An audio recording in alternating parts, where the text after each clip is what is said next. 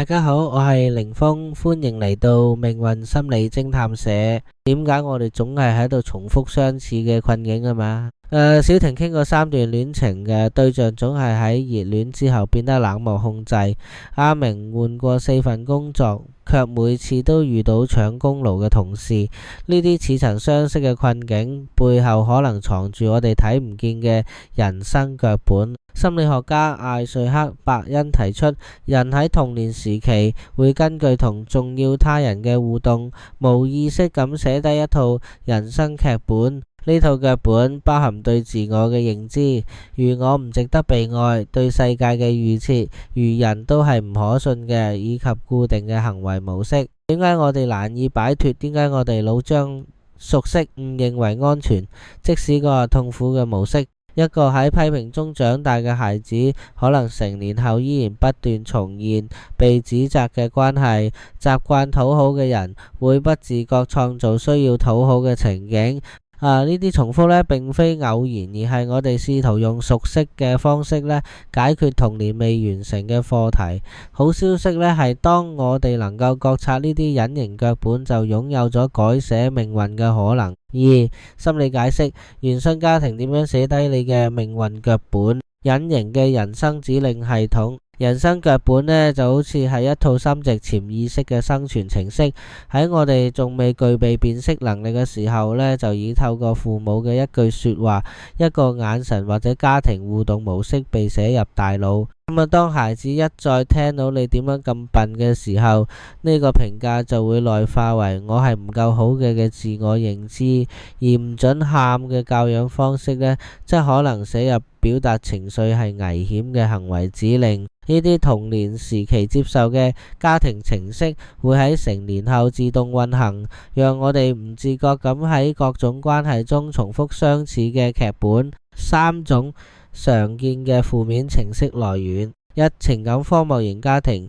喺情感需求長期被忽視嘅環境中長大嘅人，容易發展出討好型操作系統，就好似永遠喺度填補一個無底窿，通過過度付出嚟換取微弱嘅被愛感。2. 高壓管控型家庭。父母用永遠唔夠好嘅方式教育子女，會安裝自我懷疑病毒程式，使人喺職場同埋親密關係中不斷重現被否定、更努力、再被否定嘅惡性循環。3. 角色錯亂型家庭。當父母好似細仔咁需要安撫，子女被逼成為小大人，呢種系統錯位會植入拯救者固件，導致成年後總係被需要拯救嘅伴侶吸引，重複童年角色。3. 點解難以卸載？呢一套嘅命運程式呢，之所以難以改寫呢，係因為大腦將熟悉誤判為安全，形成心理學所稱嘅強迫性重複現象。就好似一個喺爭吵家庭長大嘅人，反而會對平靜嘅關係感到不安。習慣被忽視嘅人，會對真誠嘅關心產生懷疑。更吊詭嘅係，我哋會不自覺咁創造出符合腳本嘅情景。你認為愛就係痛苦嘅人，可能無意識咁推開健康嘅伴侶，而對嗰啲會造成傷害嘅對象產生強烈吸引力。呢個正係因為潛意識喺度尋找符合程式預期嘅體驗，即使嗰係痛苦嘅。3. 破解關鍵，揾出你嘅隱形腳本。1. 自我覺察，照見潛意識嘅鏡仔。要改寫人生劇本，首先需要揾到嗰啲藏喺潛意識裏面嘅原始碼。你可以透過呢啲問題開啟自我探索，回憶父母最常講嘅3句嘢。呢啲呢，好可能呢就係你內心嘅預設程式啦。當你感到焦慮、憤怒、羞恥時，呢種嘅感受係咪似曾相識？佢讓你聯想到童年嘅邊個場景？觀察自己喺壓力下嘅本能嘅反應，係逃避、討好定係對抗？呢啲反應模式最早出現喺幾時？2. 識別程式觸發點。每個人嘅腳本觸發器呢都唔同，需要細心捕捉。情緒觸發器呢，當同事嘅一個眼神呢，就俾你陷入自我懷疑嘅時候呢，呢個可能激活咗童年被否定嘅記憶。行為模式嘅係習慣性話隨便嘅人呢，可能內化咗我嘅需求唔緊要嘅早期經驗。關係重現總係陷入追圖關係嘅人，可能喺重複同父母嘅情感互動模式。關鍵呢，要捕捉嗰啲自動化反應嘅時刻。當情緒強度同當下情景明顯不成比例嘅時候，往往就係舊腳本喺運作嘅信號。記錄呢啲瞬間呢，你就能夠繪製出自己嘅人生程式運作圖啦。4. 改寫命運嘅3個心理學方法。1. 重新養育內在細路仔，神經可塑性嘅修復，透過內在對話重塑大腦神經回路係最根本嘅方法。具體可以寫信俾童年嘅自己，用而家成熟嘅視覺重新解讀過去經歷，設計新嘅肯定語替換舊指令，預將我必須完美改為我可以犯錯。每日花5分鐘自我撫觸，用肢體動作傳遞安全感。臨床研究顯示，持續6週嘅自我養育練習呢，能夠顯著降低焦慮水平。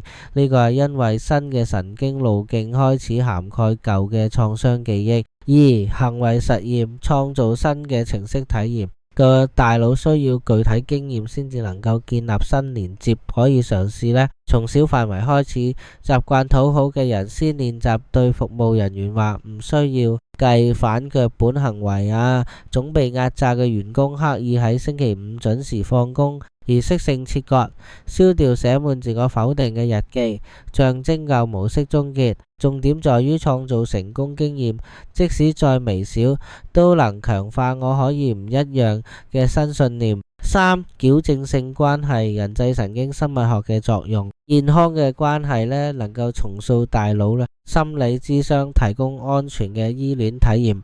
支持小組創造新嘅關係模板，觀察健康伴侶嘅互動方式並學習。研究發現，一段穩定嘅矯正性關係能夠喺18個月內改變唔安全依附模式。關鍵係要允許自己慢慢適應被好好對待嘅感覺，因為對好多人嚟講，呢個反而比熟悉嘅痛苦更令人不安。5. 真實案例分享，改寫命運腳本嘅見證。從拯救者到平等伴侶嘅蛻變。32歲嘅林小姐經歷咗3段相似嘅戀情，每次都愛上需要拯救嘅憂鬱型男性。透過心理諮詢，佢發現自己重複住童年照顧合走父親嘅模式。喺意識到呢一個拯救者腳本後呢，佢開始練習，當遇到散發憂鬱氣質嘅異性時候，刻意保持距離觀察，記錄每次想幫助對方衝動背後嘅真實需求。參加舞蹈課程，以肢體表達取代過度付出。經過8個月嘅練習，佢成功建立起一段平等互惠嘅關係。有趣嘅係，佢發現原先吸引佢嘅憂鬱型男性，而家反而讓佢感到疲憊。2. 職場老好人嘅界線革命。40歲嘅陳先生係同事眼中嘅便利貼先生，總喺加班處理人哋嘅工作。透過團體治療，佢發現自己重複住童年討好暴躁父親嘅生存策略。佢開始進行微小但係關鍵嘅改變。每個禮拜選擇2日準時放工，事先告知同事。咁練習啦，話呢個我幫唔上忙。而唔係我試試睇，用手機記錄每次妥協時嘅身體感受。3個月之後，不止工作效率提升，上司反而更尊重佢嘅專業判斷。最意外嘅係，當佢開始拒絕無理嘅請求後，同事間嘅真實合作反而增加咗。呢啲嘅案例嘅證明呢，係當我哋有勇氣打破熟悉嘅痛苦模式，生命自會指引我哋走向更適合嘅道路。改變唔係一蹴而就，但係每個小小嘅反腳本行為呢，都係重塑我哋同自己嘅關係。6. 結語，你嘅人生可以重新編碼。1. 從意識到行動嘅轉化之路。當我哋睇清嗰啲自動運行嘅人生腳本，就好似程式設計師揾到咗系統漏洞，修復嘅可能性就此誕生。嗰啲曾經讓你痛苦嘅重複模式，本質上只係大腦喺度運行一套過時嘅生存程序。而每日微笑嘅改寫練習，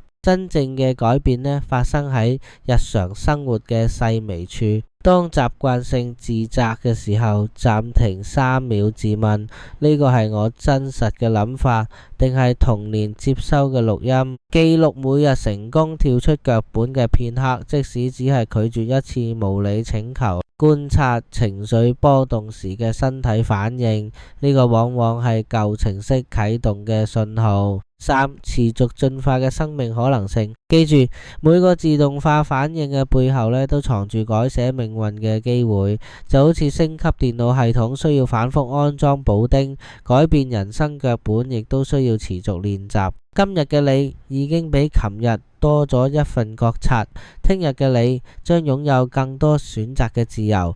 最後請帶住呢句說話開始啦，你嘅改寫之旅。過去塑造咗你，但不必定義你。